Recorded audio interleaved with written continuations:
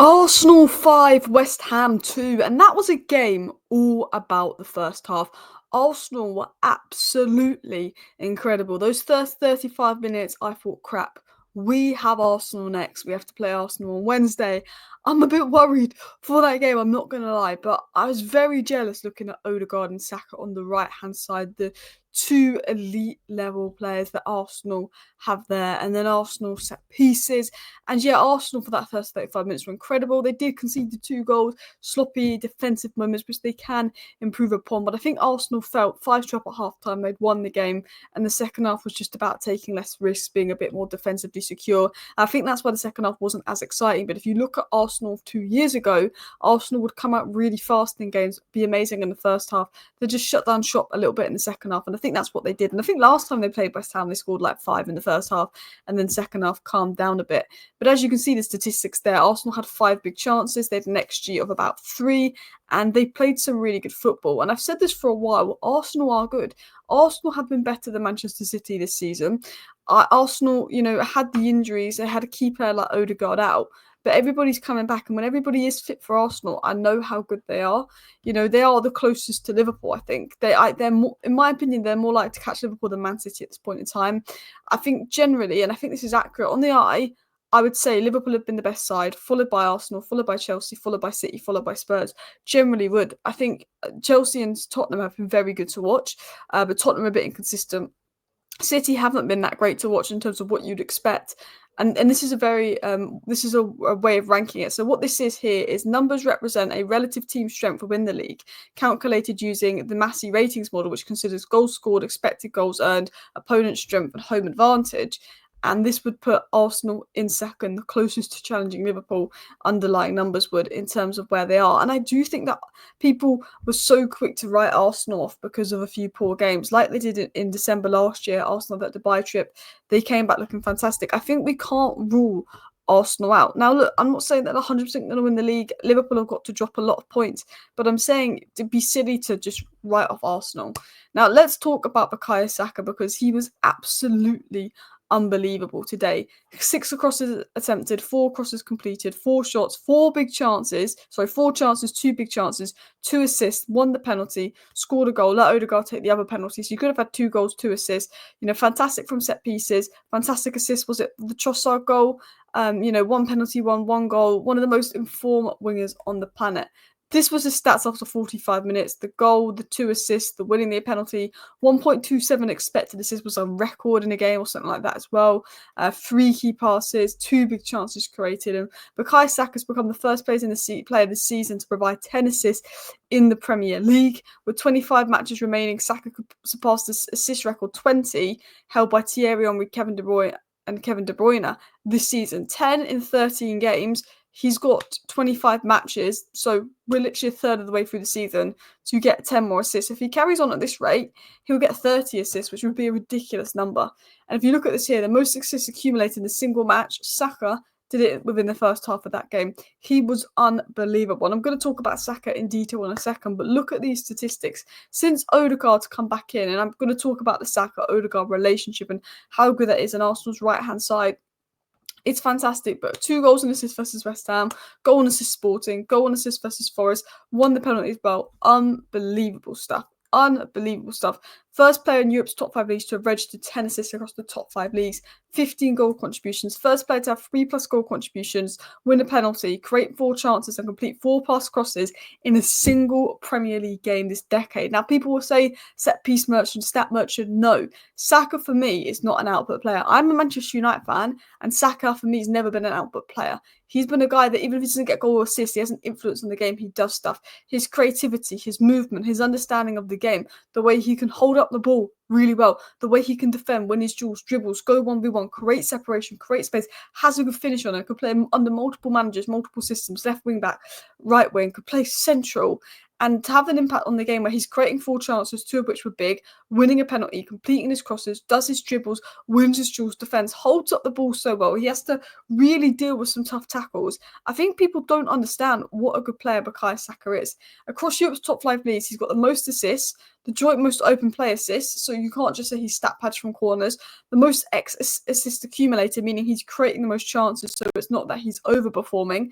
He is creating the most chances, and he's also created the most big chances in top 5 leagues this season. He has been this creative merchant, and if Phil Foden was playing like Bukayo Saka was right now, they'd be saying give Phil Foden the Ballon d'Or. I've called this out for a while. I think Phil Foden is a good player, and I do not want to bash Phil Foden, but Phil Foden has hot and cold moments, and when he is hot, the world hypes him up and he gets player of the season. He shouldn't have got player of the season last year. I'll say that now, but everyone is like popular to hype him up because he's, the kid at City that they all love, But if Phil Foden had done what Bukayo Saka had done, Phil Foden would be a Ballon d'Or favourite, honestly.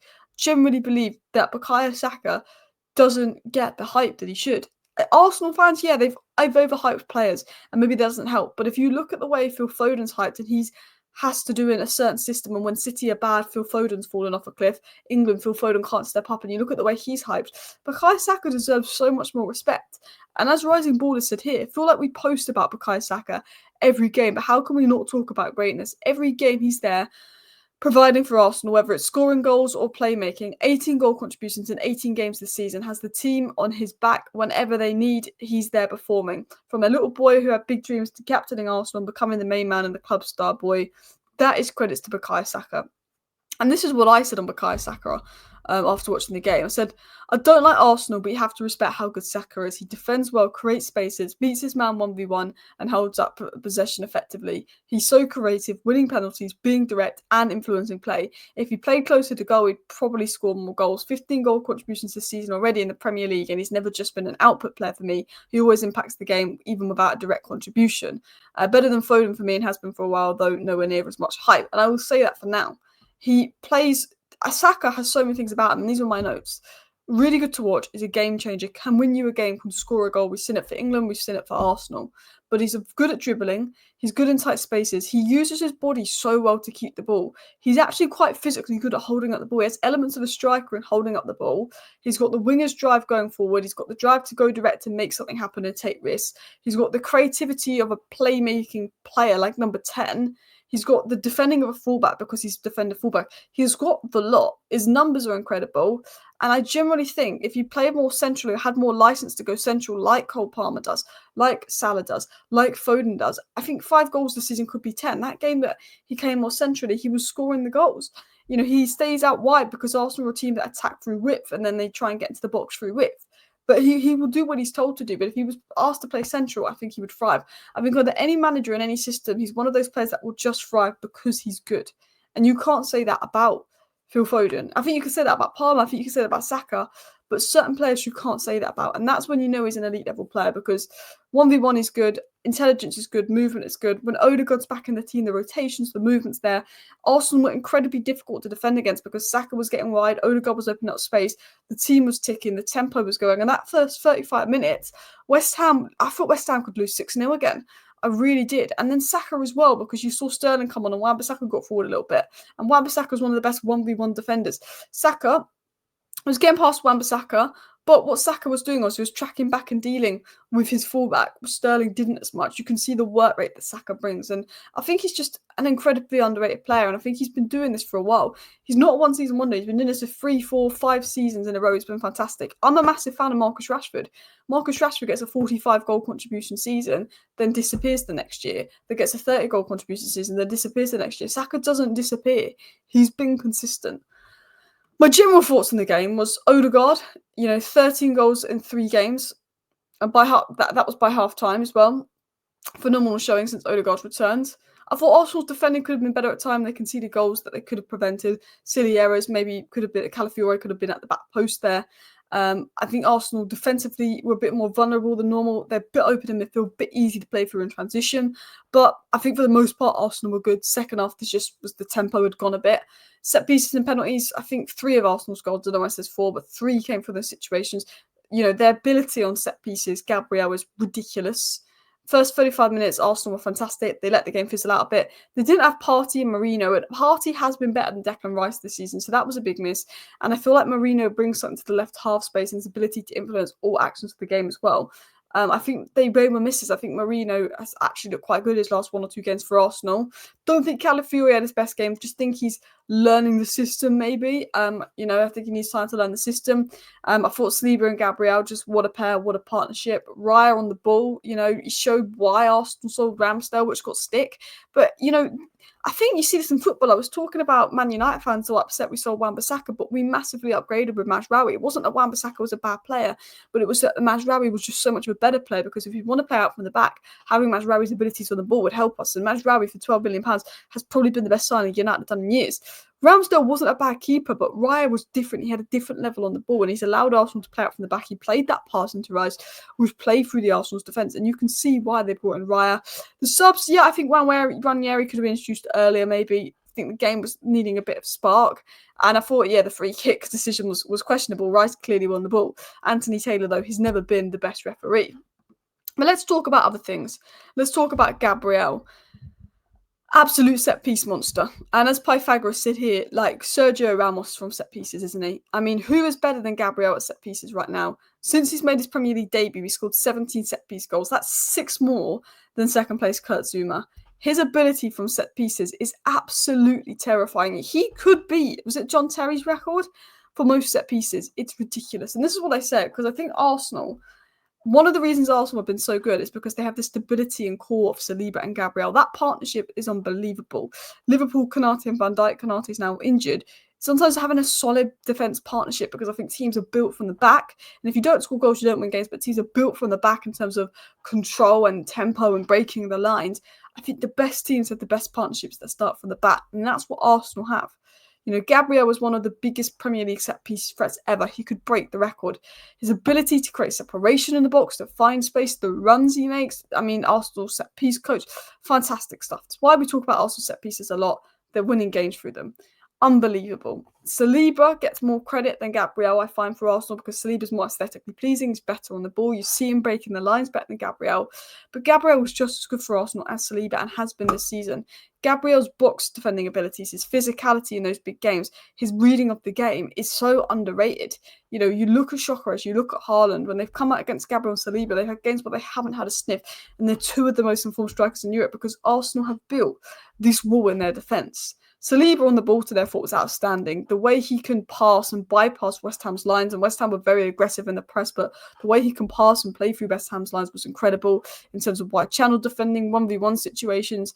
His work rate in large spaces is again excellent. You've got Gabriel, box defender, physical guy, Saliba, mobility, ball playing ability, the combination of every trait you want in your defence, Arsenal have in that duo, and that's one of the reasons it's so good.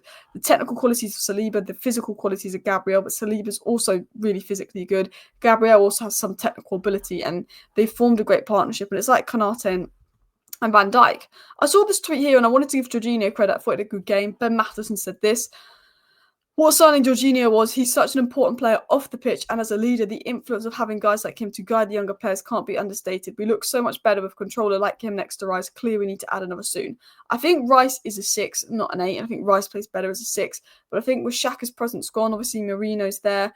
But I think Arsenal definitely need another left centre mid. They need potentially a left winger depending on Martinelli, and maybe they want to go all out for Sokratis. But I think the defence is sorted. And then, of course, Odegaard. He, for me, Odegaard to Arsenal is what he is the Rodri to Arsenal. He's what Rodri is to City. Every phase, whether it's build-up, dropping deep, Odegaard's involved. He makes the team tick in the defensive phase, the middle phase. He creates in the final phase. Duos with the most chances create for one or other. That is Saka and Odegaard at 34 already this season, and Odegaard's been out injured. Arteta's voice on the field, I always feel like Odegaard is pointing, telling his players where to run, where to move, instructing his players, keeping them in shape. I feel he's a leader, but I feel like he's a tactician on the pitch.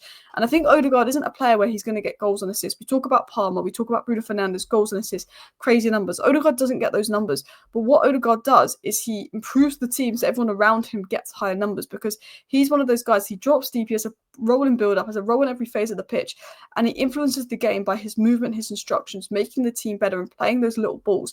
But he makes Arsenal so much better, and I think a lot of what he does is off the ball, or it's pre-assist, or it's in the build-up, and because he's obviously a 10, people might look at numbers, but actually, if you look at the deeper impact he has, he's fantastic. And then I want to give a shout out to Trossard. The ball from Havertz was incredible. Trossard scored a good goal. Vardy had a good game today as well. Arsenal fans, let me know your thoughts down below. Thank you for watching today's video. Please hit the like button. Of course, subscribe if you're new. See you next time. Bye.